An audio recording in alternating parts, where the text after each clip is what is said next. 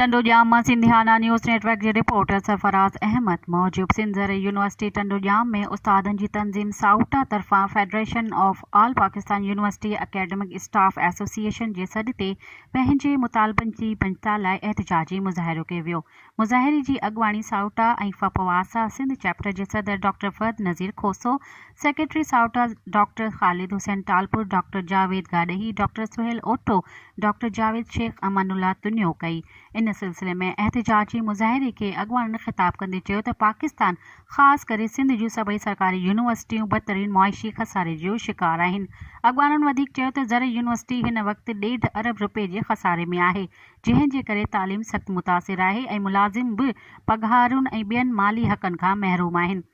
अॻवाननि मुतालबो कयो त यूनिवर्सिटियुनि जे लाइ सिंध सरकार 30 अरब रुपया बजट मंज़ूर करे ऐं वफ़ाक़ी सरकार 500 अरब रुपयनि जी रैकिंग बजट में 200 अरब रुपयनि जी तरक़ियाती बजट मंज़ूर करे, जॾहिं त इन मौक़े ते एम्प्लॉइज़ एसोसिएशन जो वफ़द इज़हारी यकजहतीअ तौर सदर ख़ावर मेमण, सेक्रेटरी आसिफ अबड़ो, ज्ञान चंद सोटहड़, अब्दुल हय्यू भुट्टो जी अॻवानी में शरीक थियो।